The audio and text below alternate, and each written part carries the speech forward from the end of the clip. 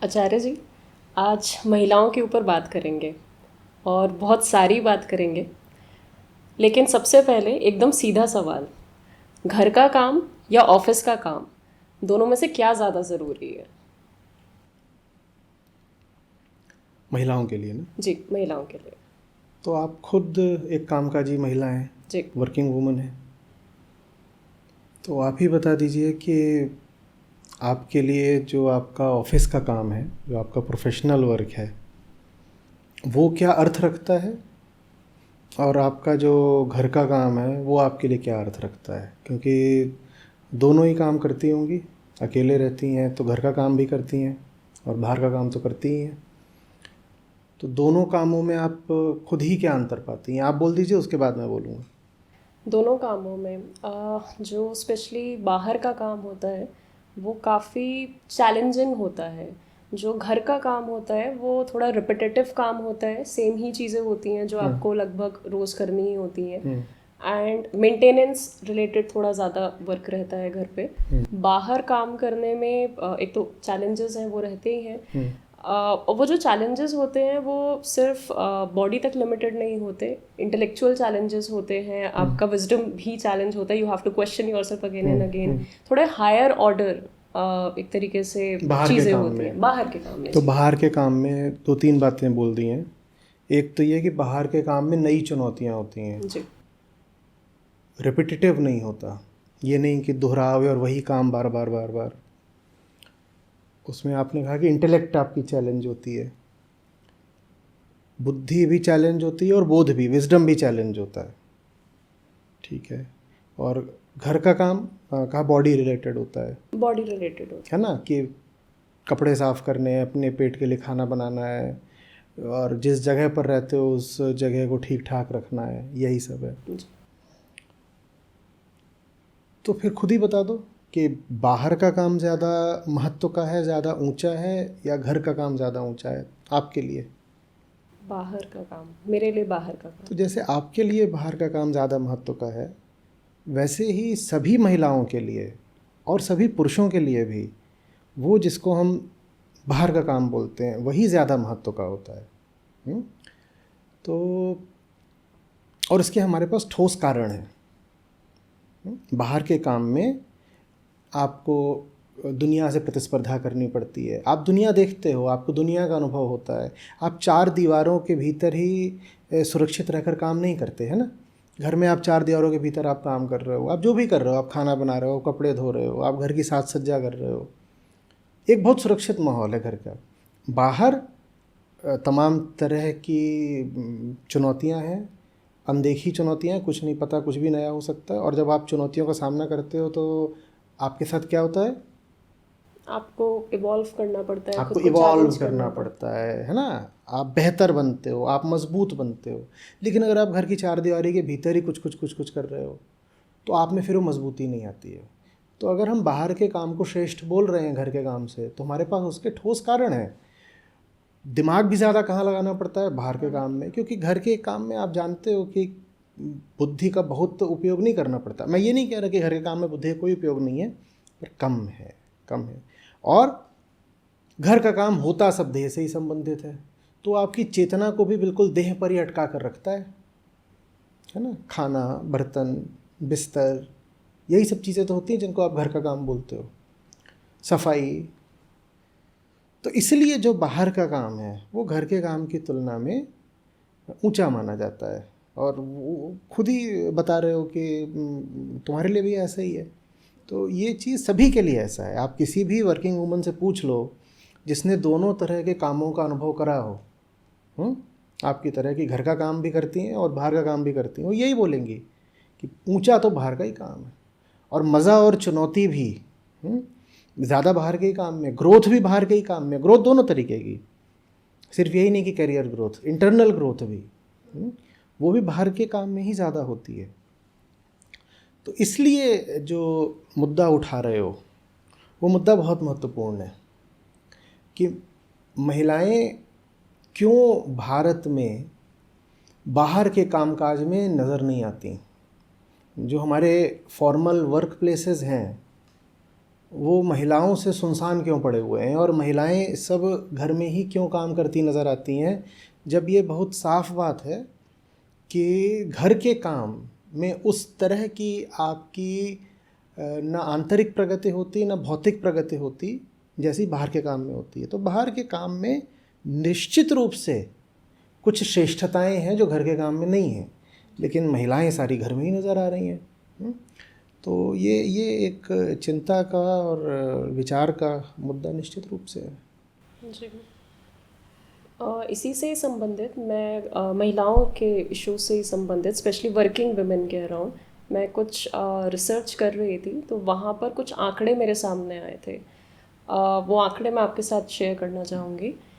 तो एक term use होता है FLPR, आप जानते ही हैं इसे, फीमेल लेबर पार्टिसिपेशन रेशियो, जो कि बताता है कि कितनी महिलाएं हैं वर्किंग एज ग्रुप में 15 साल से ऊपर और 60 साल से नीचे। तो कितनी महिलाएं हैं जो कि अभी वर्क कर रही हैं। तो अगर मैं इस आंकड़े को 100 के स्केल पे देखूं तो वो बताता है कि मात्र 8.8% महिलाएं जो हैं वो वर्क कर रही हैं या करना चाहती हैं।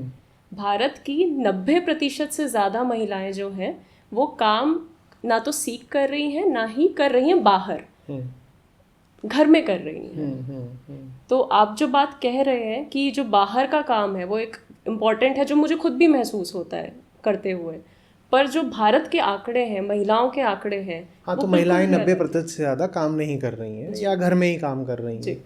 हाँ, तो ये तो बात चिंता की है ही। जो अर्थव्यवस्था है उसमें भी महिलाओं की आर्थिक भागीदारी इसकी वजह से बहुत सीमित है, और जब आर्थिक भागीदारी नहीं होती तो आर्थिक सशक्तिकरण नहीं होता, आप दुनिया में कमज़ोर रह जाते हो। और उसके अलावा जब आप बाहर नहीं निकलते हो तो आपका अंदरूनी विकास भी नहीं होता, क्योंकि आपको दुनियादारी कुछ पता ही नहीं होती। आपको पता ही नहीं होता कि सड़क पे निकलना किसको कहते हैं, दफ्तर की चुनौती और प्रतिस्पर्धा से निपटना किसको कहते हैं, बाज़ार में जा कर के श्रम करके और चुनौतियां झेल करके अपने माल को बेचना या अपने ब्रांड को स्थापित करना, जूझ करके, ये सब क्या होता है। महिलाओं को ये सब पता ही नहीं चलता। वो एक अपने छोटे से घोंसले में कैद रह जाती हैं और इसी वजह से दुर्बल रह जाती हैं। जी, पर कई सारी महिलाओं का ये आग्रह रहता है कि जो वो घर का काम कर रही हैं, जो कि वो असल में करती हैं सुबह से शाम तक, और इस बात का उनको क्रेडिट मिलना चाहिए कि सुबह से शाम तक घर में काम करती हैं, 7-7 8-8 घंटे काम करती हैं। देखिए, इस पूरी बातचीत में मैं कहीं भी ये नहीं बोल रहा हूँ कि महिलाएं काम नहीं कर रही हैं। हम बस ये कह रहे हैं कि वो जो काम कर रही हैं वो उससे कहीं बेहतर काम कर सकती हैं, और वो जो काम कर रही हैं उससे उनको उस तरह की आर्थिक और आंतरिक तरक्की नहीं मिलेगी जिसकी वो हकदार हैं। काम तो बेचारी कर ही रही, लगी तो रहते ही हैं। किसी घर में जाओ, जो बिल्कुल उच्च वर्ग की महिलाएं हैं उनको छोड़ दो, जिनको कोई काम नहीं है, नौकर लगे हैं वगैरह, वरना आप एक साधारण मध्यम वर्ग या निम्न वर्ग के घर में जाएंगे तो वहाँ महिला दिन रात काम तो कर ही रही है बेचारी। जी, इवन जो आंकड़े हैं वो भी ये बताते हैं कि ऑन एन एवरेज जो एक औसतन महिला है वो घर में करीबन 7 घंटे से ज़्यादा जो है सिर्फ काम कर रही है। बिल्कुल काम कर रही है, लेकिन वो ऐसे काम में फंसी हुई है जिससे उसे कुछ मिलना नहीं है। जी, वो ऐसे काम में फंस गई है जिसमें बस उसको एक सांस्कृतिक तरीके से धकेल दिया गया है, ये कह करके कि यही तुम्हारी जगह है और यही जो काम है वो दुनिया में बड़े महत्व का होता है। ये एक कल्चरल चीज़ है। तो उसको बता दिया गया है कि यही करो और इसमें बहुत महत्व है, बहुत महत्व है। अब महत्व तो पता ही है कि कितना है, कि क्या है। आपको मौका मिले तो आप अपने घर का काम खुद करना चाहोगे या आप किसी और को दे देना चाहते हो? आउटसोर्स करना चाहोगे? आउटसोर्स करना चाहते हो। अभी भी घर में सफाई के लिए कोई आता होगा, खाना बनाने के लिए कोई लगा रखा है, खाना बनाने के लिए भी आपने लगा रखा है। घर का काम अगर इतना ही महान होता और इतना ही आनंददायक होता तो घर का काम करने के लिए, सफाई के लिए, बर्तन के लिए, खाने के लिए आपने दूसरे लोगों को क्यों लगा रखा होता? जी। तो महिलाओं ने अपने आप को ऐसे कामों में फंसा लिया है जो काम मौका मिलते ही कोई आउटसोर्स कर देना चाहता है, किसी और को दे देना चाहता है, और महिलाएं सोचती हैं कि ये बड़े ऊंचे काम है, हमें दिन रात यही करने हैं। तो ये बड़ी दुखद स्थिति है, और ये दुखद और इसलिए हो जाती है क्योंकि बहुत सारी महिलाएं स्वयं ही इसी स्थिति को पकड़े बैठी हैं, और वो दूसरी महिलाओं को भी घर में ही बांध कर रखना चाहती हैं। तो उनकी अपनी बेटी भी बाहर निकलना चाहे तो उसको पकड़ लेंगी, उनकी बहू निकलना चाहे उसको पकड़ लेंगी, घर मोहल्ले में परिवार में कोई और निकलना चाहे तो उसको पकड़ेंगी या ताना मारेंगी, विरोध करेंगी कुछ। तो ये बड़ी गड़बड़ की स्थिति है जी। एक तो मतलब इसी में एक तो बात ये है कि कुछ महिलाओं को, काफ़ी ज़्यादा महिलाओं को सिर्फ बात मतलब आनंद की नहीं है कि उन्हें उसमें आनंद आ रहा है उस घर के काम को करने में, क्योंकि रिपीटेटिव काम करने में किसको ही आनंद आएगा। लेकिन जो आपने बात महत्व की बोली, वो जो महत्व है उसका एक और पहलू भी रहता है कि अगर ये काम वो नहीं करेंगी तो फिर कौन करेगा। नहीं तो उस काम को पहली बात तो सीमित करो, संकुचित करो। घर की व्यवस्था को इतना फैला क्यों रखा है कि रोज़ 7-8 घंटे उसमें काम करना पड़े? क्यों इतना फैला रखा है? इतनी बड़ी चीज़ नहीं है वो जो घोंसला है कि उसको तुम इतना फैला दो कि रोज़ 8 घंटे उसमें आपके लग रहे हैं। इतना क्यों फैलाया है? आप भी रहती हैं, आपको अपने घर के काम में कितना समय लगता है? खुद भी कुल करना पड़े तो कितना लग जाएगा? घंटा 2 घंटा दिन का? तो ये 7-8 घंटे का आपने कार्यक्रम, आपने ऐसी व्यवस्था क्यों बना रखी है अपने लिए कि रोज़ उसमें इतना टाइम आपको देना ही पड़ेगा?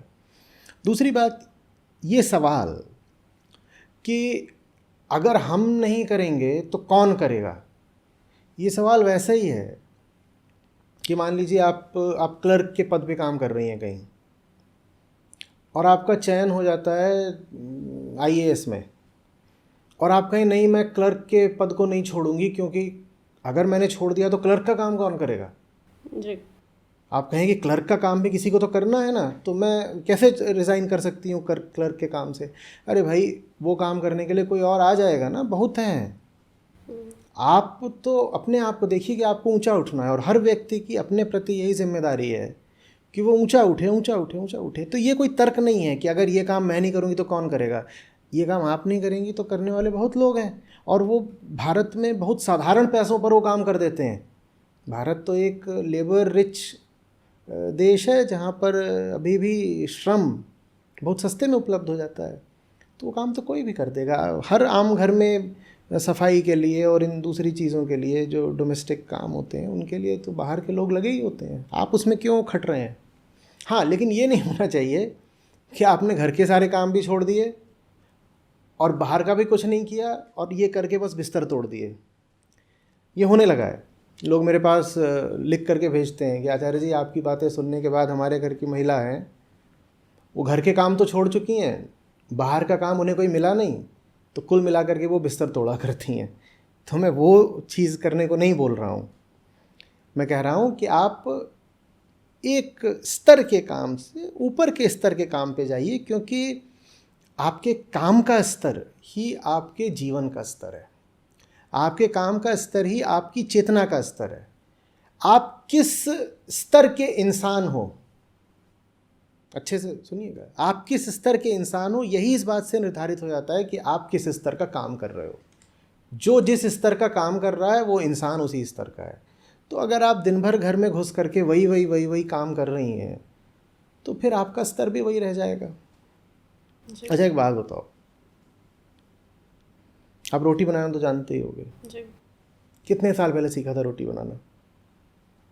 अभी 7-8 साल, मान लो 10 साल, मोटा मोटा कह दें। वो भी मजबूरी थी तो। हाँ ठीक है, जिस भी वजह से। जी। तो 10 साल पहले रोटी बनाना सीखा। 10 साल पहले जैसी रोटी बनाते थे और आज जैसी रोटी बनाते हो, उसमें कोई इवोल्यूशन हुआ है क्या? नहीं। हाँ, ये तो 10 ही साल है। अब उस गृहिणी की सोचो जो 40-50 साल से रोटी बना रही है और बिल्कुल वैसी ही रोटी बनाती है जैसी वो 40 साल पहले बनाती थी। तो इंसान का तो मतलब है वो जो बढ़े, जो तरक्की करे। जो तरक्की ना करे और हर काम वैसा ही करता रहे जैसे वो पहले करता था, वो तो इंसान भी नहीं हो रह जाता ना बेचारा। मैं उदाहरण देता हूँ। गौरैया होती है, गौरैया अपना घोंसला बनाती है, आपने देखा होगा।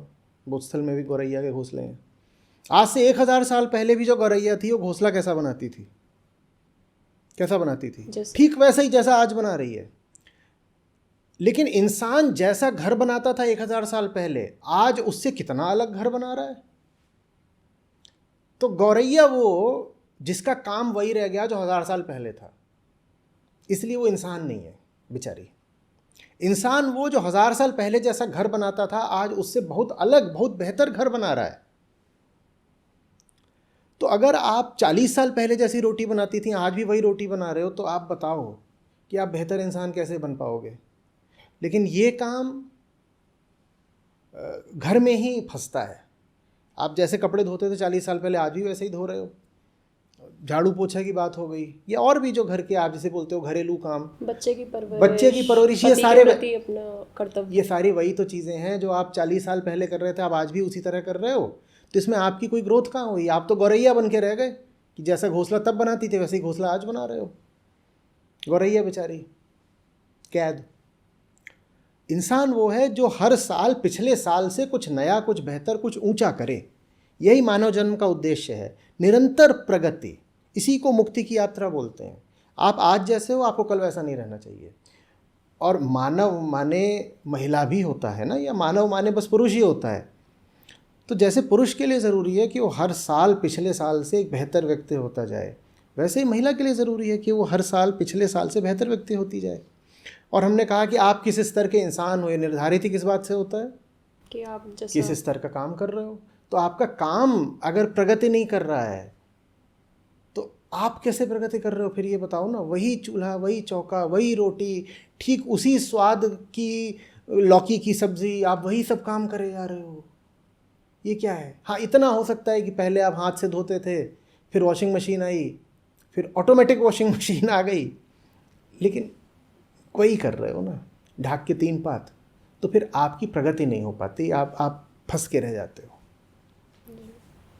इसी में मुझे 3 कैटेगरीज दिख रही हैं वुमेन की, जो जिनको अगर मैं ब्रॉडली डिवाइड करूं तो पहली कैटेगरी उन महिलाओं की है जिन्हें पता ही नहीं है, जिनकी एक बच्ची है छोटी, बचपन से उसके अंदर वो वैल्यू सिस्टम फीड कर दिया गया है कि तुम्हें बड़ा होना है, अच्छी स्किन होनी चाहिए, फेयर कलर के आप होने चाहिए, एंड बड़े होकर के थोड़ी बहुत आपकी एजुकेशन करा दी जाएगी, इतनी एजुकेशन करा दी जाएगी कि आप शादी के लिए एक्सेप्टेबल हो जाएं, एंड उसके बाद फिर आपकी शादी करा दी जाती है, एंड वहाँ पर अब आपको अपना जीवन पूरा व्यतीत करना होता है अपना घर छोड़ करके।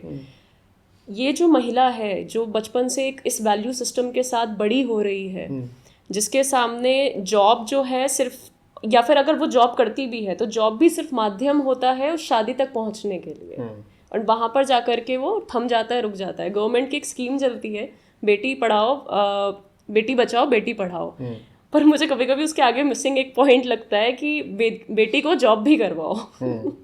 ठीक है। वो जो चीज़ है, तो ये तो पहली कैटेगरी हो गई जहाँ पर पता ही नहीं है, इग्नोरेंस जिसको आप कह सकते हैं कि पता ही नहीं है, वैल्यू सिस्टम ही उस तरीके का है। दूसरी कैटेगरी उन महिलाओं की हो गई जिन्हें धीरे धीरे, जो शायद काफ़ी सारी हैं जो शायद आपकी वीडियो सुनती भी हैं, अब उन्हें धीरे धीरे पता चलता है, रियलाइज़ होता है कि कुछ गड़बड़ी हो रही है, कुछ गड़बड़ ट्रैक चल रहा है और इसको अब बदलना है। लेकिन उनके आसपास उनका माहौल इस तरीके का होता है, या वो ऐसी ऐसी पूरी सराउंडिंग से आ रही हैं जहाँ पर 1000 तरीके की कठिनाइयाँ होती हैं और वो आगे नहीं उसमें स्टेप अप कर पाती है, वो करेज ही नहीं आता भीतर से, because it's like something uprooting yourself. फिर तीसरी कैटेगरी उन महिलाओं की आती है जहाँ पर उनको पता है गड़बड़ है, पर अपना भी सेल्फ इंटरेस्ट है, अपना भी स्वार्थ है, and then you reap the benefits of patriarchy. तो जो ये 90% महिलाएं हैं जो कहीं काम वाम नहीं करती, इनको आपने 3 श्रेणियों में बांट दिया। एक वो जो सो रही हैं, उन बेचारियों को पता ही नहीं है कि वो जैसी ज़िंदगी बिता रही हैं उसमें कोई सार्थकता नहीं है ना, कि हीरा जन्म अमोल था और कौड़ी बदले जाए, कि हीरा जन्म जो है उनका वो व्यर्थ जा रहा है, कौड़ी बदले ख़राब हो रहा है। तो ये तो पहले ही कोटि की महिलाएं हो गई जो सोई पड़ी हैं, जिनको अभी उतनी चेतना या उतना ज्ञान ही नहीं है। दूसरी वो हो गई जो फंसी हुई हैं। तो पहली हुई सोई हुई, दूसरी वो है जिनको दिख रहा है कि बाहर कुछ करना चाहती हैं, पर समाज की, घर की स्थितियाँ बहुत प्रतिकूल हैं, तो वो बाहर जाके कुछ कर नहीं पाती हैं या बाहर अवसर नहीं मिल रहे हैं। और तीसरी वो हो गई जो जो मज़े मार रही हैं। ये बहुत एक छोटा प्रतिशत होगा, पर ऐसी महिलाएं भी भारत में हैं, काफ़ी हैं, कि जिनको अगर आप अवसर दे भी दो बाहर काम करने को तो भी नहीं करेंगी, क्योंकि उनको घर में पूरी सुख सुविधा ऐशो आराम है, तो अपना घर में अपना मौज करेंगी। तो इसमें सबसे जो दो बड़ी कोटियां हैं वो तो वही दो पहली वाली ही होंगी। पहली वो जो सोई पड़ी हैं, मैं समझता हूँ ये 50% होंगी।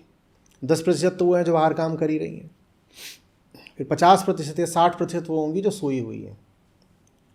ठीक है, 20-25% होंगी जो फंसी हुई हैं। तो 10 और 60 70 और 25 मान लो 95, ये हो गया। फिर 5 भी नहीं, 1-2% होंगी जो घर में मौज कर रही हैं। तो इस तरीके का होगा। अब जब आप पहली श्रेणी में होते हो कि आप सोए पड़े होते हो और आपको जगाया जाता है, तो फिर आपकी चुनौतियां शुरू होती हैं। जब आप जग जाते हो तो फिर आप दूसरी श्रेणी के हो जाते हो, जहां आपको पता चलता है कि अगर आप बाहर काम करना भी चाहो तो कितना मुश्किल है। मैंने एक बार कहा था ना कि बंधन का पता ही तब चलता है जब मुक्ति का प्रयास करते हो। जैसे आप सो रहे हो और आपको बेड़ियां पहना दी जाएं, तो आपको बिल्कुल ऐसे ही लगेगा कि आप आज़ाद हो, क्योंकि आप सो रहे हो, बेड़ियां पड़ी भी हुई हैं, तो आपको कोई फ़र्क ही नहीं पड़ता। आप इस गुमान में रहे आओगे कि आप आज़ाद हो। आप कितने मजबूर हो आपको तब पता चलेगा जब आप आज़ादी की कोशिश करोगे। जब आप कहोगे मुझे चलना है, उड़ना है, मुझे बाहर जाना है, कुछ करना है, तो पता चलेगा कर नहीं सकते बेड़ियाँ। तो महिलाओं को भी अपनी दुर्दशा का कई बार तभी पता चलता है जब वो आज़ादी का प्रयास करती हैं। जो आज़ादी का प्रयास ही नहीं कर रही हैं, उनको ये भ्रम बना रह जाता है कि हम तो ठीक हैं, हम आज़ाद हैं, बढ़िया चल रही है ज़िंदगी।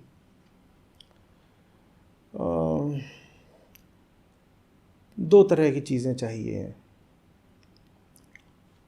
एक बाहरी, भीतरी। बाहरी चीज़ ये चाहिए कि शिक्षा, कानून और सुरक्षा। शिक्षा नहीं होगी तो बाहर काम करेंगी क्या? कानून व्यवस्था का संरक्षण नहीं होगा तो बाहर निकलेंगी तो परेशान करी जाएंगी, सताई जाएंगी, शोषण होगा उनका।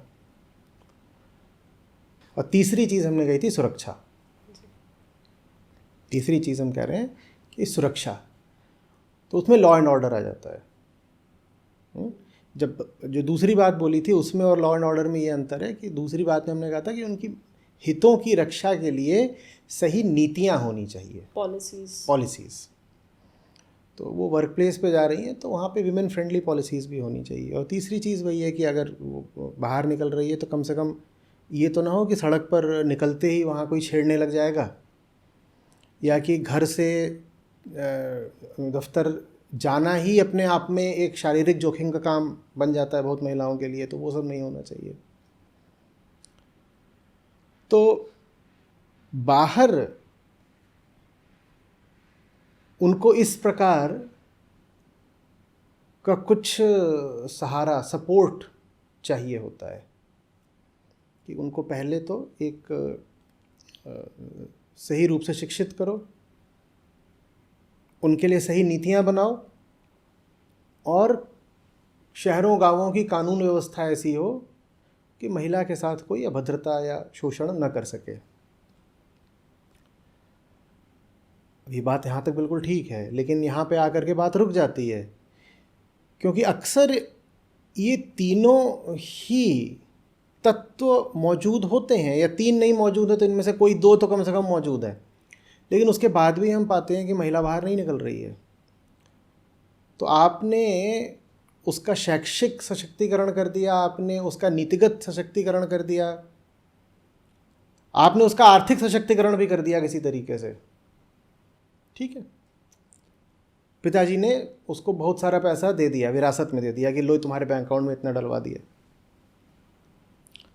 वो जहाँ रहती है वहाँ कानून व्यवस्था भी मान लो ठीक है, तो ऐसा नहीं कि बाहर निकलेगी तो परेशान होगी, सब कुछ ठीक है, लेकिन उसके बाद भी हम पाते हैं कि वो घर में ही बैठी हुई है, अब क्या करें। तो जो एक बड़ा, और मैं समझता हूँ सबसे बड़ा सशक्तिकरण चाहिए और सहारा चाहिए एक महिला को, वो है आंतरिक सशक्तिकरण। जहाँ कोई हो उसको बताने वाला कि तुम महिला बाद में हो, मनुष्य पहले हो, और तुम्हारे भी जन्म और जीवन का उद्देश्य सीखना है, उड़ान है, मुक्ति है। तुम इसलिए नहीं पैदा हुई हो कि एक देह बनकर जीवन काट दो, और देह बनकर जीवन काटना बहुत आसान है। पत्नी बनकर जीवन काट दो। पत्नी और पति का रिश्ता आधारभूत रूप से तो देह का ही होता है। आधारभूत रूप से देह का रिश्ता ना हो तो अदालत भी कह देती है कि भाई तुम दोनों तो अलग हो। माँ बन जाओ, 2-3 बच्चे हो जाएंगे, वो भी देह की ही बात है। तो एक महिला के लिए बहुत आसान होता है ये न पहचान पाना कि वो कौन है।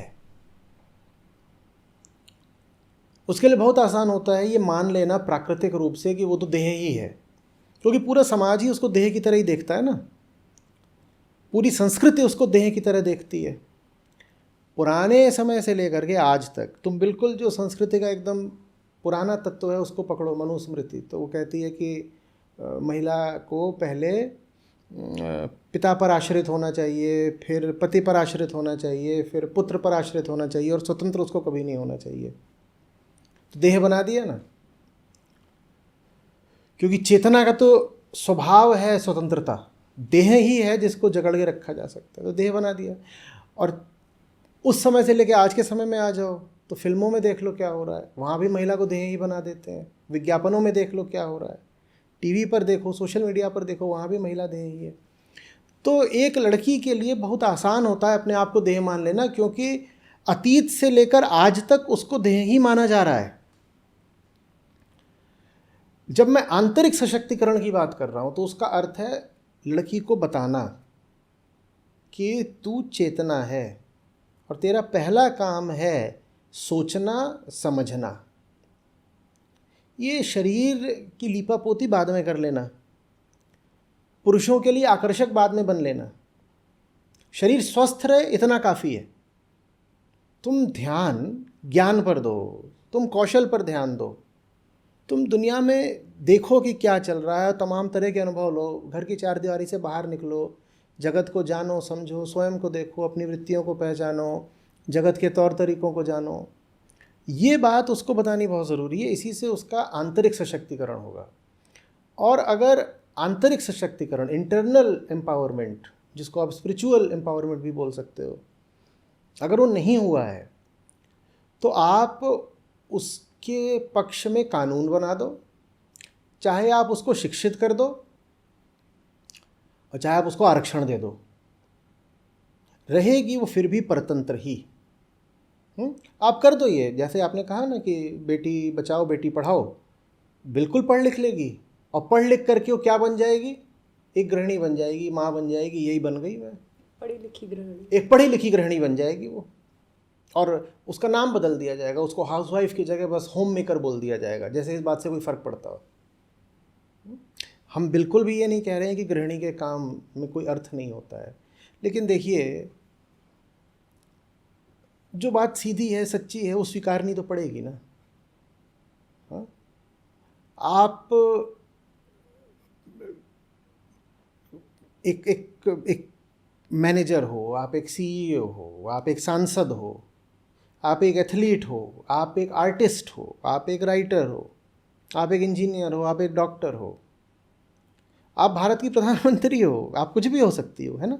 उन सब कामों की तुलना चूल्हे चौके से तो नहीं करी जा सकती ना। और मुझे मालूम है कि अभी जब मैं ये बोल रहा हूँ तो मेरी ये बात बहुत सारी गृहिणियों को आहत करेगी, और मुझे दुख भी होता है कि मैं जो बोलता हूँ उससे कई लोगों को चोट लगती है। लेकिन मेरी उम्मीद बस इतनी है कि ये मेरी बात सुनने के बाद वो कम से कम अपनी बेटियों को उड़ान देंगी, पिंजड़ा देने की जगह। क्योंकि अक्सर बेटियों को जो पिंजड़ा मिलता है ना, बेटियों को, बहुओं को, वो उनकी माँओं और सासों से ही मिलता है। पुरुष वर्ग तो इसमें है ही गुनहगार, लेकिन महिलाएं भी, महिलाओं का शोषण करने में कोई पीछे थोड़ी हैं। तो आपको अगर मैं बोल रहा हूँ कि ये चूल्हे चौके में कुछ बहुत सार नहीं है, तो इसको ऐसे मत लीजिए कि जैसे मैं आपका अपमान कर रहा हूँ। इसको ऐसे लीजिए जैसे कि मैं आपसे विनती कर रहा हूँ कि अपनी बेटी को एक बेहतर भविष्य दो भाई, उसको वही मत दे दो जो तुमको मिला जीवन भर। या आपके घर में बहू आई है तो उसको बेटी की तरह ही मानो, और उसको भी थोड़ा विकास का और तरक्की का, ज़िंदगी में कुछ जानने का, सीखने का, अनुभव का मौका दो। इसी बात में आचार्य जी, जो कैटेगरीज हम अभी बात आपने बताया कि जो पेट्रियार्की के बेनिफिट्स रीप करने वाली जो कैटेगरी है, 1% जिसको आपने एक कहा आध कि दो अराउंड तीन एक कुछ आध दो होगी, तीन हाँ, ऐसे ही प्रतिशत कुछ रही होगी, होगी। हाँ।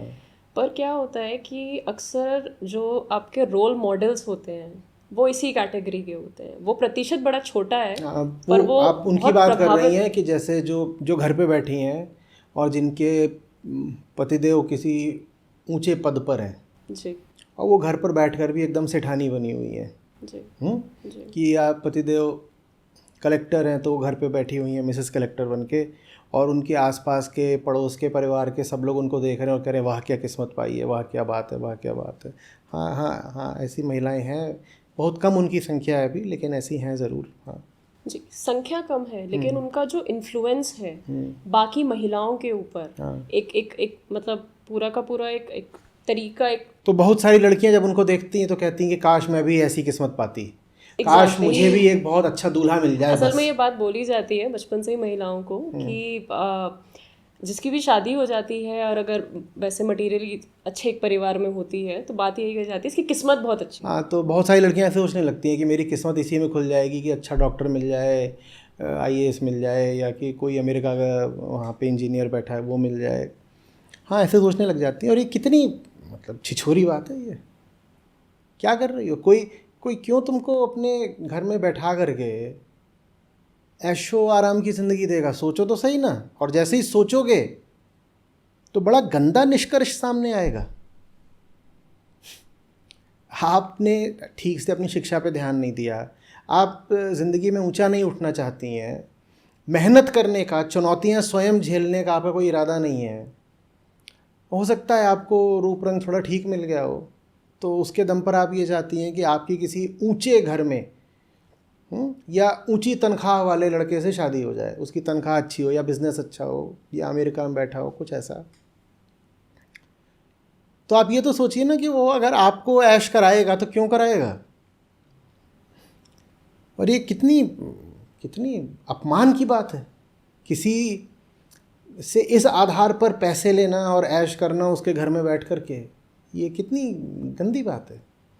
मैं लड़कियों से कह रहा हूँ जो इस प्रकार के अरमान रख कर बैठी हैं कि हमें भी जल्दी से कोई बढ़िया मोटा मुर्गा मिल जाए और उससे शादी हो जाए, मैं उनसे कह रहा हूँ कि अपने आप को इतना मत गिराओ।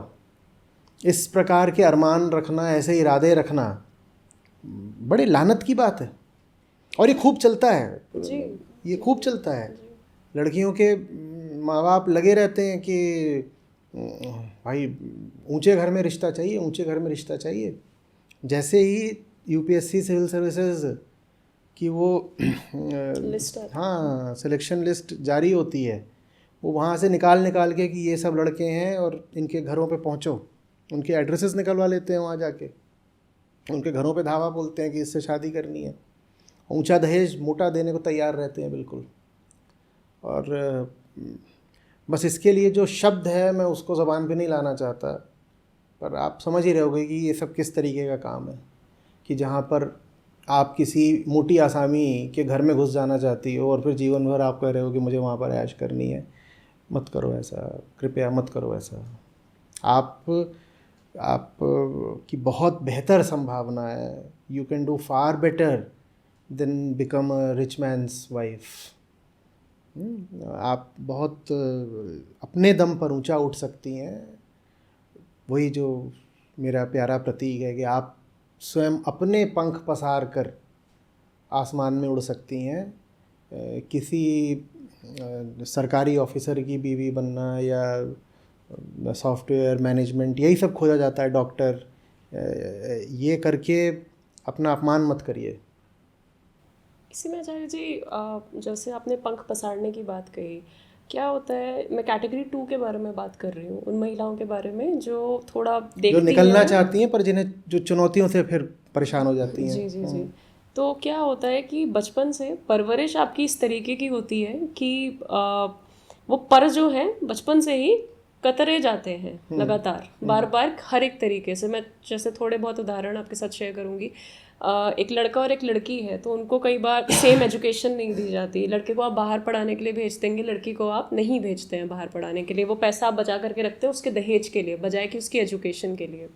या बहुत छोटी छोटी सी चीज़ें होती हैं, आप रात को बाहर नहीं जा सकते, आप बाहर ज़्यादा अकेले नहीं जा सकते, आप किसी दूसरे शहर नहीं जा सकते, जाना है तो तब जाओ जब शादी हो जाए, तो उसके बाद आप ये सारी चीज़ें करो। आप खेलने जा रहे हो तो हर एक चीज़ का ज़्यादा, अच्छा बचपन से ये भी होता है कि आप ज़्यादा खेलकूद मत करो, ज़्यादा फिजिकल एक्सरसाइज मत करो, because it might harm your body. और हार्म मुझे नहीं समझ में आता उसमें क्या है एग्जैक्टली। एंड वो वर्जिनिटी वाला खेल, वर्जिनिटी का वर्जिनिटी है। वाला खेल है कि ज़्यादा खेलो मत, नहीं तो वर्जिनिटी वाला समस्या आ जाएगी। तो इस तरीके की बहुत छोटी छोटी बंदिशें बचपन से ही लगा दी जाती है। तो जैसे वो घोड़ा होता है ना, कि उसकी आंखें बिल्कुल बंद कर दी गई हैं, वैसा सा कुछ उसका फिर रूप निकल करके आगे आता है।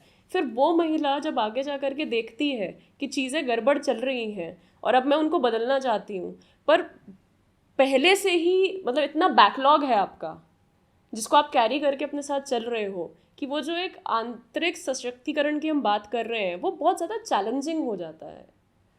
देखो, ज़िंदगी अपनी है और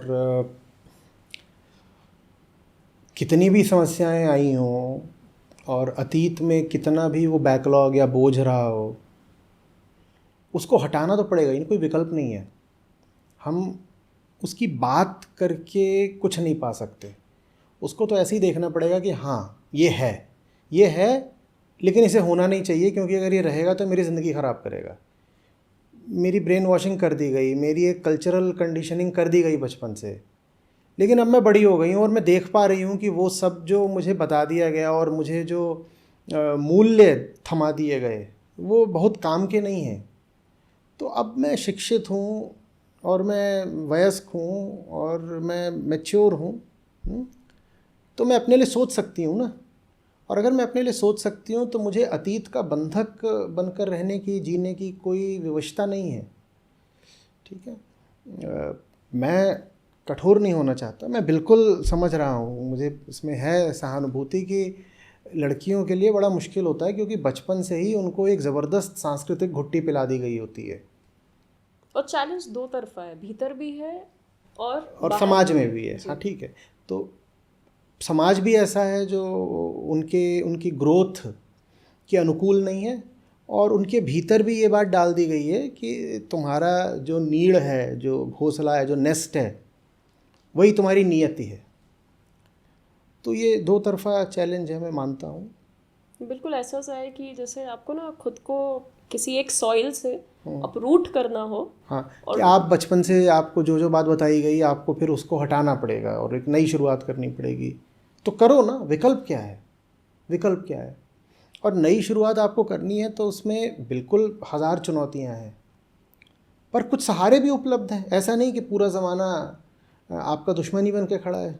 ये हम बातचीत क्यों कर रहे हैं, ये यहाँ पे ये 4 कैमरे काहे के लिए लगे हुए हैं? ये इसीलिए हो रही है ना बातचीत कि इसको सुन करके बहुतों को सहारा मिले, रोशनी मिले, प्रेरणा मिले और वो कुछ कर पाएँ। तो ठीक है, बहुत लोगों ने उनको उल्टी सीधी पट्टी पढ़ा दी होगी बचपन से, लेकिन अब आप जब बड़ी हो गई हैं और आप समझ सकती हैं चीज़ों को, अपनी दृष्टि से साफ देख सकती हैं, तो आपको और तरह की बातें भी तो उपलब्ध हैं ना सुनने और जानने के लिए। तो आप उनको सुनिए, जानिए और अपनी ज़िंदगी का फैसला लीजिए। अतीत की दुहाई देकर के कोई लाभ नहीं है। भले ही जो अतीत में हुआ हो वो एक तथ्य हो, तो उसका क्या करें अब? बार बार अगर मैं एक महिला हूँ, मैं बार बार यही अगर बोलती रहूँ कि मेरे साथ अतीत में ऐसा हुआ, बाप ने ठीक से पढ़ाया नहीं, और पति ने भी कोई मुझे सहारा नहीं दिया। पति ने भी यही कह दिया कि आ गई हो अब चलो घर का काम करो। न बाप ने पढ़ाया, न पति ने कोई प्रेरणा, कोई इनकरेजमेंट दिया। तो इसलिए मैं ऐसी बनी बैठी हूँ, मुझे कुछ आता जाता नहीं, मैं घर में रहती हूँ, पराठा और कद्दू की सब्ज़ी बना देती हूँ और कपड़े धो देती हूँ और यही मेरा काम है, टीवी देख लेती हूँ। तो आप ये तर्क दे करके नुकसान किसका कर रही हैं? ये तर्क दे के आप अपने ही तो नुकसान कर रही हैं ना। ज़िंदगी आपकी है तो उसको ठीक करने की जिम्मेदारी भी आपकी है ना। और 50 ज़िंदगियाँ होती नहीं, आपका तो यही एक जन्म है और वो तेज़ी से बीता जा रहा है, कुछ पता नहीं कि मौत कब आ जाए। तो मौत से पहले ज़िंदगी को सार्थक करने की, जीवन को थोड़ा संवारने की, स्वयं को थोड़ा ऊंचाई देने की जिम्मेदारी हमारी अपनी ही होती है। दुनिया ने हमारे साथ क्या कर दिया अतीत में, करा होगा भाई, क्या करें, अब अतीत को तो नहीं बदल सकते ना, जो करा होगा करा होगा।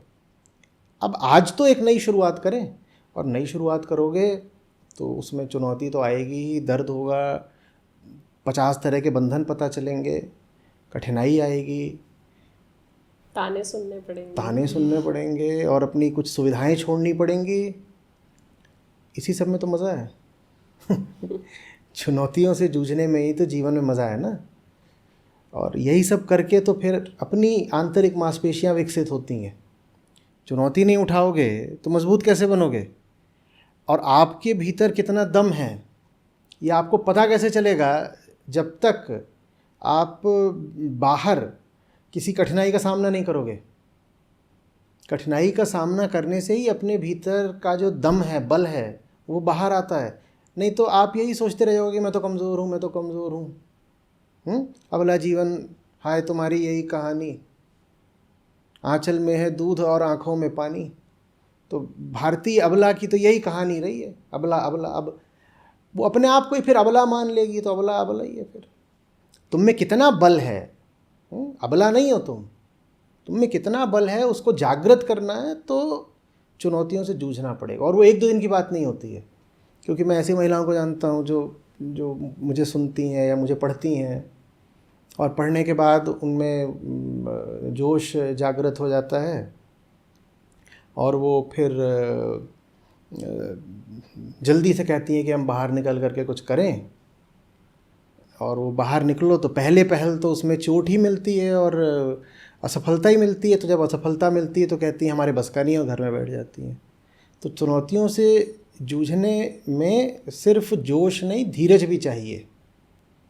एंथुजियाज्म के साथ साथ परसिवरेंस, पेशेंस भी चाहिए। वो आप जब दिखाते हो, 2 साल 5 साल आप लगे रहते हो, तब फिर कुछ आपको सफलता मिलती है। आचार्य जी, अभी आपने उन महिलाओं की बात की जो आपको पढ़ती हैं, तो संस्था के पुस्तक विभाग के प्रबंधक होने के नाते एक पुस्तक है जो महिलाएं बहुत ज़्यादा पसंद करती हैं। वो पुस्तक ये है, स्त्री पुस्तक। मैं सभी को दिखाना चाहूँगी और साथ में ये भी बताना चाहूँगी कि ये स्त्रियों द्वारा आपकी सबसे ज़्यादा पढ़ी जाने वाली पुस्तक है। एंड अब तक करीबन 10,000 से ज़्यादा प्रतियाँ इसकी लोगों तक पहुंच चुकी है, महिलाओं तक पहुंच चुकी है। सिर्फ महिलाओं तक नहीं, पुरुषों तक भी पहुंच चुकी है। इसी पुस्तक में से एक एक्सर्प्ट है, कुछ लाइनें हैं जो मैंने मार्क करी थी, मैं एक बार वो पढ़ना चाहूँगी। काफ़ी महिलाओं का उससे एक सवाल है जो मैं फिर आपके सामने रखूँगी। 14th इसका पेज है एंड यहाँ पर आपने ये बात कही है, कम कमाओ लेकिन इतना तो ज़रूर कमाओ कि रोटी अपनी खाओ। कोई हो घर में तुम्हारा, पिता हो, पति हो, वो हो सकता है 1 लाख कमाता हो, 5 लाख कमाता हो, उससे तुलना मत करो अपनी। अगर तुम बहुत नहीं कमा पा रही तो 10 ही हज़ार कमाओ, पर इतना तो रहे कि मुंह में जो टुकड़ा जा रहा है वो अपना है।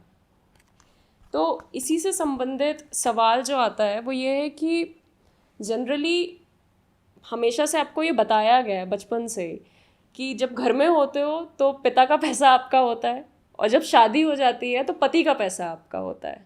पर यहाँ पर आप बात कर रहे हैं कि महिलाओं को अपना खुद कमाना चाहिए और अपनी रोटी तो कम से कम खुद खानी चाहिए। देखो, हम कितना अपने आप को बहला सकते हैं और झूठ बोल सकते हैं खुद से। एकदम बच्चों वाली बातें हैं ना कि पति का पैसा मेरा पैसा है। कैसे आपका पैसा कैसे हो जाएगा? आपका पति कौन है? देवदूत है, फरिश्ता है, निस्वार्थ निष्काम कर्म योगी है, कौन है वो? एक इंसान है। और हर इंसान स्वार्थी होता है, आप ये अच्छे तरीके से जानती हैं। आप अपने पति को भी जानती हैं कि वो अपनी दुकान में स्वार्थी है, अपने दफ्तर में स्वार्थी है। दुकान में वो बिना मुनाफे कुछ बेचता नहीं है, दफ्तर में वो बिना घूस के या कम से कम बिना तनख्वाह के तो कोई काम करेगा नहीं। अपने हर काम में वो स्वार्थी है। स्वार्थ थोड़ा कम ज़्यादा हो सकता है, लेकिन स्वार्थ तो है ही है। तो कोई भी इंसान किसी दूसरे इंसान को मुफ्त का पैसा क्यों दे देगा? आप जब बोलती हैं पति का पैसा मेरा पैसा है, तो थोड़ा तो विचार करिए, कैसे, क्यों? अंग्रेज़ी में कहावत है, there are no free lunches. तो सबसे अच्छा तब होता है जब बिल्कुल मामला पारदर्शी हो, साफ हो कि भाई अगर मैं तुमसे पैसा ले रहा हूँ तो बदले में मैं तुमको ये दे रहा हूँ। ये ना बड़ी ईमानदारी का, बड़ा साफ, बड़ा ट्रांसपेरेंट लेन देन होता है। लेकिन जहाँ पर मामला ऐसा है कि मैं तुमसे पैसा ले रहा हूँ लेकिन दिखाई कुछ नहीं रहा कि क्या दे रहा हूँ, तो वहाँ समझ लो कि तुम अपने आप को ही दे रहे हो। वहाँ समझ लो कि जो तुम दे रहे हो वो बड़ी लुकी छुपी चीज़ है और बड़ी गंदी चीज़ भी हो सकती है। दुकान पर जो लेन देन, जो व्यापार होता है, वो फिर भी ईमानदारी का और सफाई का होता है ना। आपने हमें पैसा दिया, हमने आपको ये दे दिया, आप ये घर ले जाइए। लेकिन अगर हम आपसे पैसा ले रहे हैं, मैं एक महिला हूँ, मैं आपसे पैसा ले रही हूँ और मैं कहूँ कि मुझे तो यूँ ही दे दिया है, तो यूँ ही कोई किसी को कुछ नहीं दे देता। आप फिर न जाने क्या दे रही हैं उसको। और ये भी हो सकता है कि आप जो उसको दिए दे रही हो उसकी कीमत उन चंद रुपयों से बहुत ज़्यादा हो जो आप उससे ले रही हैं। तो मेरी सब महिलाओं से विनती है कि कृपा करके इस मुगालते, इस गलतफहमी से तो बाहर आएँ कि किसी और का पैसा आपका पैसा हो सकता है। यहाँ कोई देवदूत नहीं घूम रहा है, यहाँ हर आदमी स्वार्थ का पुतला है और कोई किसी को 1 रुपया भी बिना मतलब के, बिना स्वार्थ के नहीं दे देता। तो अगर आपको कुछ मिल रहा है तो आप ये भी देखिए कि आप दे क्या रही हैं बदले में। बहुत ज़्यादा दे रही होंगी। देखो, जब ये दिया जाता है ना तो गिनती कर ली जाती है कि ये मान लो 100 रुपये का है तो 100 रुपया है, 100 रुपये में एक ही दिया जाएगा, ये 100 रुपये का है। लेकिन जब कोई छुपी चीज़ दी जाती है तो उस चीज़ की तो गिनती भी नहीं हो पाती। वहाँ तो पता भी नहीं चलता कि आपने जो दे दिया वो कितना ज़्यादा था। कहीं आपने अपना पूरा जीवन ही तो नहीं दे दिया। कहीं ऐसा तो नहीं कि आपसे आपकी देह खरीदी जा रही है कुछ पैसों के एवज में। सुनने में बुरा लगता है, पर अब सच्चाई अगर बयान करनी है तो बोलना पड़ेगा। बहुत महिलाओं को बहुत बुरा लगेगा, बहुत बुरा लगेगा, पर मैं क्या करूं। और मैं अभी से उनसे क्षमा मांग लेता हूं। आपको बुरा लग रहा है सुनने में तो, लेकिन मेरा धर्म है आपको सच बताना, तो वो तो मैं बताऊंगा ना। आपसे आपके पति को जिस जिस प्रकार के सुख मिल रहे होते हैं, सुविधाएं मिल रही होती हैं, उनमें आप थोड़ी कटौती करके देखिए कि आपको पैसा मिलना निरंतर जारी रहेगा क्या। पुरुष होने के नाते मैं पुरुषों की मानसिकता को थोड़ा समझता हूँ। पुरुष भी अच्छे से जानते हैं घर में, चाहे वो प्रियतमा हो, पत्नी हो, कोई हो, अगर उससे किसी प्रकार का सुख चाहिए तो उसके लिए कोई गहना लेके चले जाओ या कपड़ा लेके चले जाओ। खासतौर देह सुख अगर चाहिए हो तो ये किस प्रकार की खरीद फरोख्त है? ये क्या कारोबार है? और ऊपर से आप अपने आप को ये दिलासा दे रहे हो कि पति का पैसा तो मेरा पैसा। ऐसा कैसे हो जाएगा?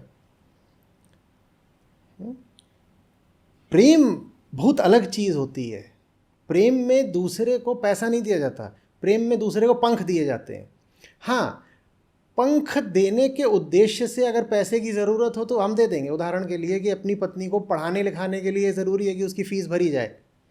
किसी वजह से आपकी शादी हो गई है, पत्नी 12वीं पास ही है, आप पति हैं, आप देखते हैं कि ज़रूरी है कि ये पढ़े लिखे आगे बढ़े, तो आप पैसे खर्च करते हैं उसके ऊपर। उसकी आप स्कूल की, कॉलेज की फ़ीस देते हैं, आगे का जो भी कोर्स वगैरह आप करा।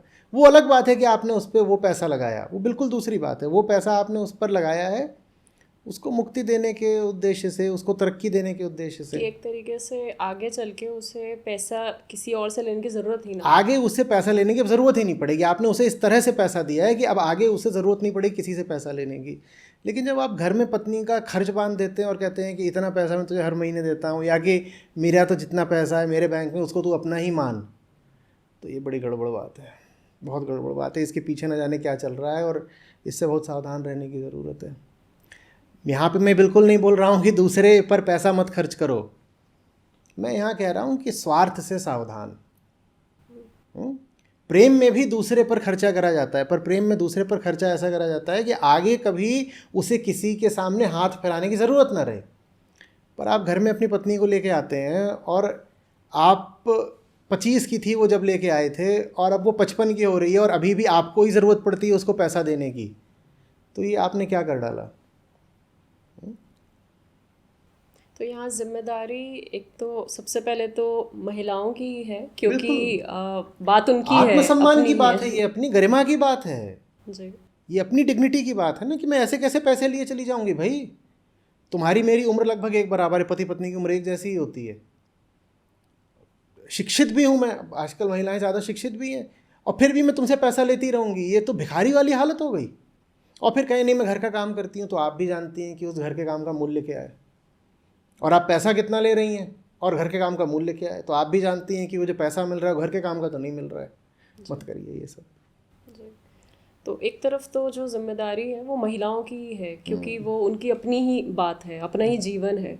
और दूसरी तरफ यदि आप किसी से प्रेम करते हैं, मैं पुरुषों की भी बात कर रही हूँ, और अगर आप किसी को सपोर्ट कर सकते हैं तो आपको वो बिल्कुल फाइनेंशियल करना चाहिए। मैं कह रहा हूँ प्रेम में तो तुम सारा पैसा लुटा दो, सर्वस्व लुटा दो, वो बिल्कुल, लेकिन एक दूसरे तल की बात होती है ना।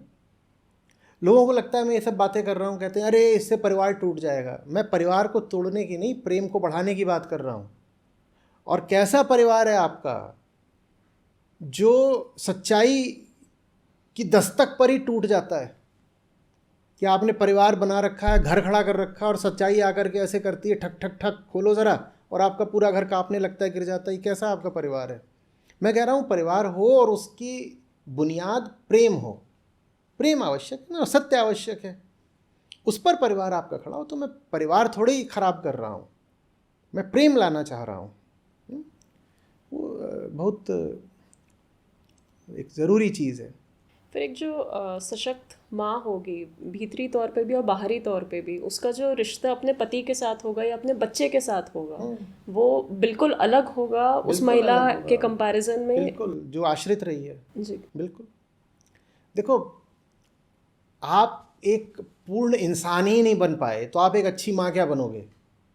आप कभी एक स्वतंत्र, अनाश्रित, मुक्त इंसान ही नहीं बन पाई तो आप एक अच्छी माँ कैसे बन पाएंगी। आपका अपना ही एक इंसान के रूप में कभी जन्म नहीं हुआ पूरा, तो आप अपने बच्चे को पूरा जन्म क्या देंगी। आप बच्चे के नाम पर भी बस एक देह को जन्म दे देंगी, उसको आप एक अच्छा इंसान थोड़ी बना पाएंगी।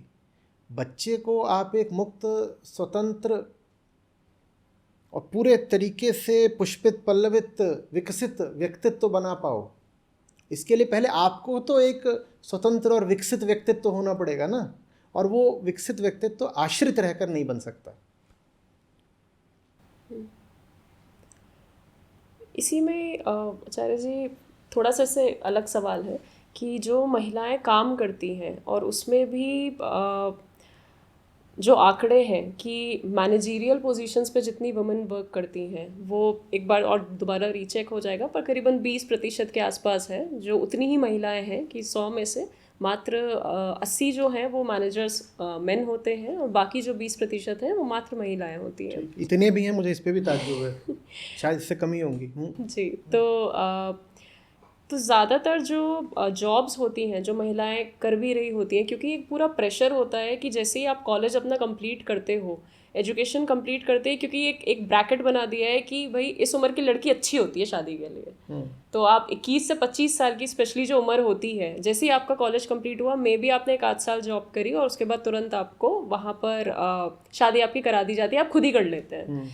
तो उसकी वजह से क्या होता है कि आप करियर में उतना अभी ग्रो आपने किया ही नहीं होता, या फिर तो आप थोड़ा सा सब ऑप्टिमल जॉब पोजीशंस पे जो है वर्क कर रहे हो, इनिशियल जॉब पोजीशंस में बेसिकली आप वर्क कर रहे हो। तो और उसमें काफ़ी बड़ा रोल ये भी होता है कि आपकी एजुकेशन ही बचपन से इतनी अच्छी नहीं होती है। तो अभी क्या हो रहा है कि जब से AI आया है, आर्टिफिशियल इंटेलिजेंस, तो एक नया आंकड़ा सामने आया है कि 2030 तक AI जो है, जो बात की जाती है कि AI की वजह से लोगों की जॉब्स चली जाएंगी, उसमें महिलाओं का अनुपात कहीं ज़्यादा है पुरुषों के मुकाबले। देखो, अगर महिला बिना राइट वैल्यू सिस्टम के काम करने वर्क प्लेस पर पहुंच भी जाती है, तो वो वर्क प्लेस को अपने कभी वो महत्व नहीं दे पाती जो उसको देना चाहिए। वो काम को ऐसे लेती है कि ये तो एक दोयम दर्जे की सेकेंडरी चीज़ है। वो बिल्कुल तैयार रहती है कि कोई कारण पैदा हो और मैं नौकरी छोड़ दूँ। एकदम वो तैयार बैठी है कि कोई कारण पैदा हो, नौकरी छोड़ दूँ। तो पहली बात तो उसको जो काम दिया जाता है फिर बहुत रिस्पॉन्सिबिलिटी का दिया ही नहीं जाता, क्योंकि पता होता है कि कोई वजह होगी और ये नौकरी छोड़ देगी। पति का ट्रांसफ़र हो गया, वो लड़की तुरंत नौकरी छोड़ देगी, मैटरनिटी लीव लेगी। सास की तबीयत ख़राब हो गई, उधर ये नौकरी छोड़ देगी। कुछ भी हो जाएगा, नौकरी छोड़ेगी तुरंत। या कई बार ये भी होता है कि ज़्यादा लंबे आवर्स के लिए आपको ऑफिस में रुकना पड़ता है। हाँ बिल्कुल, अगर घर से ऑफिस की दूरी बहुत है, छोड़ देगी। ट्रांसफ़र हो गया आपका, कुछ 50 चीज़ें हैं। तो जो एम्प्लॉयर होता है उसको तो भाई अपना धंधा चलाना है ना, उसको अपना व्यापार, बिजनेस, ऑर्गेनाइजेशन देखना है। तो कहता है कि मैं एक ऐसे एम्प्लॉय को रिस्पॉन्सिबिलिटी का जॉब कैसे दे सकता हूँ जो इतना अनरिलायबल है, जिस पर विश्वास नहीं कर सकते, जिसका कुछ भरोसा नहीं कि कल टिकेगा नहीं टिकेगा, जो कि बस यूं ही एक हॉबी की तरह आ जाता है, बस यहाँ पे काम करने की, अभी करने को कुछ नहीं है तो हम आ गए। उससे पूछो काम क्यों कर रहे हो, तो बोलेंगी कि वो कहते हैं कि जब तक बेबी नहीं आता तब तक वर्क कर लो। ये क्या जवाब है कि जब तक बेबी नहीं आता तब तक वर्क कर लो, तो मैं इसलिए आई हूँ। अब आप ऐसे अगर जाओगे कहीं काम करने तो कौन सा एम्प्लॉयर आपको रिस्पॉन्सिबल पोजीशन देगा? तो उनको फिर बहुत रूटीन जॉब दे दिए जाते हैं। और जो ये एआई का क्या काम है कि सारे रूटीन जॉब ख़त्म कर देना, सारे रूटीन जॉब्स, जो भी जॉब ऑटोमेबल है, जिसको भी आप कर सकते हो एक सिस्टमिक तरीके से, एल्गोरिदम में बांध सकते हो जिस भी काम को, वो काम तो चला जाना है। तो वो काम सब, अगर महिलाएं वही काम कर रही हैं तो सारे काम चले जाएंगे। और मुझे अफसोस इस बात का है कि जब वो काम चले जाएंगे तो बहुत सारी महिलाओं को दुख भी नहीं होगा। वो कहेंगी चलो अच्छा, बेकार ही जाते थे ऑफिस, अब आराम से घर पे बैठेंगे। भगवान करे कि ऐसी महिलाओं का अनुपात कम से कम हो जिनको ये बात हादसे की तरह न लगे। लेकिन सच्चाई यही है कि बहुत सारी महिलाएं काम को वो महत्व, वो आदर, वो सीक्रेटनेस देती ही नहीं है जो उन्हें देनी चाहिए। उनको लगता है कि हमारी पहली चीज़ तो घर है, पहली प्रायोरिटी घर है, ऑफिस तो बस ऐसा ही जल्दी साइड थिंग है। हाँ, एक साइड की चीज़ है, ऑफिस ऐसा जल्दी जल्दी निपटा के बस जल्दी से घर भागो। तो उन्हें काम को छोड़ते हुए बहुत तकलीफ़ नहीं होती है, जबकि काम आपकी पहचान होता है, काम आपकी ज़िंदगी में आपकी पहली वरीयता होना चाहिए। पर ये कैसे हो सकता है किसी भी एक व्यक्ति के लिए? क्योंकि अगर आपको अपने बिल्स खुद पे करने हैं, आपको अपने रेंट्स खुद पे करने हैं, आप काम कैसे छोड़ पाओगे? नहीं, क्योंकि उन्हें अपने बिल्स और रेंट्स खुद पे करने नहीं है ना, वो पति के रूप में एक गार्जियन पा जा रही हैं।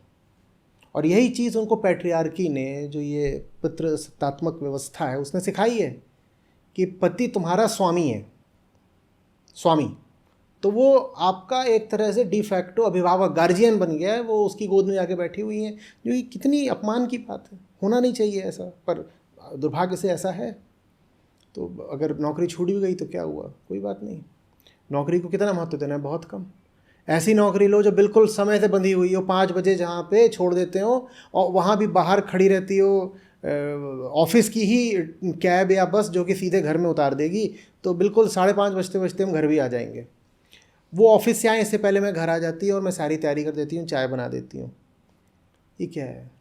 इस सब के चलते एक ना ग्लास सीलिंग क्रिएट हो गई है जो, हाँ बिल्कुल ग्लास सीलिंग रहती है। मैनेजरियल लेवल पे तो आपने फिर भी बोल दिया कि 20% विमेन मैनेजर्स हैं, लेकिन जब आप और ऊपर जाओगे, सीनियर मैनेजर लेवल पे जाओगे और जनरल मैनेजर आप देखोगे, या कि उधर से देखो तो वाइस प्रेसिडेंट वगैरह, फिर सीईओस को देखो, तो वो तो और कम होते जाते हैं। ग्लास सीलिंग यही है कि महिलाएं एक तल के ऊपर तरक्की नहीं कर पाती हैं, वो अटक जाती हैं, जैसे कि कोई एक अदृश्य सीलिंग हो, ग्लास सीलिंग है जिसके ऊपर वो जा नहीं पाती हैं। वो कुछ तो ये है कि समाज उनके विरुद्ध पूर्वाग्रहग्रस्त है, बायस्ड है, पैट्रियार्किकल माइंडसेट है पुरुषों का, तो वो उनको तरक्की करने नहीं देते। बहुत बार ईर्ष्या की बात होती है, या वो औरत को देखते हैं तो उनके भीतर एक तरह का पुरुष जग जाता है जो कहता है कि औरत के नीचे काम करूंगा। इसमें मतलब आचार्य जी की मैं बचपन से पहले ये पूरा करूंगा। जी जी तो कुछ तो ये है कि पुरुष महिलाओं को ऊपर नहीं उठने देते, जी और उसमें पुरुषों का पूरा दोष है ही। लेकिन पुरुषों का आप क्या कर लोगे, वो तो बाहर जैसे हैं तो हैं।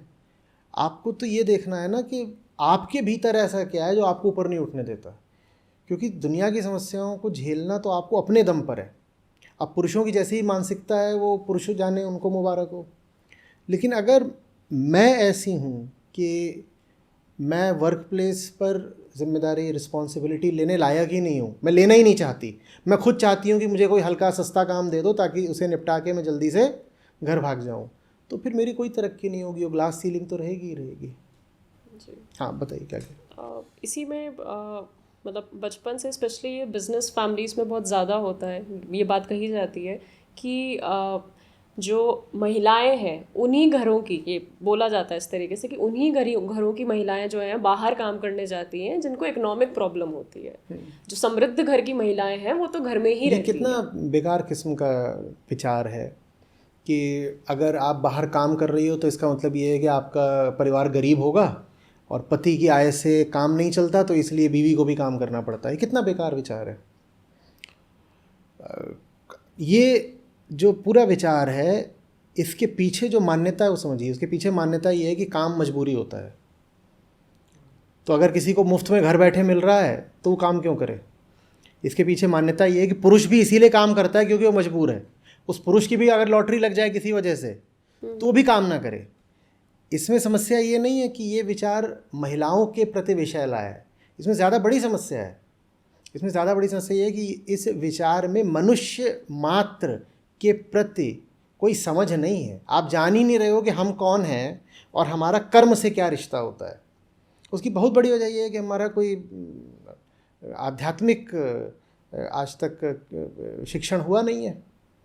कर्मयोग अगर पढ़ा होता, गीता के 3, 4, 5वें अध्याय का कुछ आपको पता होता तो आप ये भी जानते होते ना कि इंसान और उसके काम का रिश्ता क्या होता है, और अगर काम ठीक नहीं है तो ज़िंदगी ठीक नहीं हो सकती। तो हम ऐसा मान के चलते हैं कि काम तो एक मजबूरी है, और सबसे बड़ी किस्मत उनकी होती है जिन्हें बिना काम के मौज मारने को मिल जाती है। काम तो मजबूरी है, तो हम सोचते हैं कि कोई लड़की बाहर काम कर रही है तो गरीब होगी इसलिए कर रही है। अरे वो गरीब नहीं है, वो दमदार है इसलिए बाहर काम कर रही है। जी धन्यवाद आचार्य जी। बहुत सारे और भी सवाल हैं महिलाओं से जुड़े, मैं दोबारा आपके समय लेना चाहूँगी बेशक, कभी भी जब भी जो है संभव हो। स्वागत। जी धन्यवाद।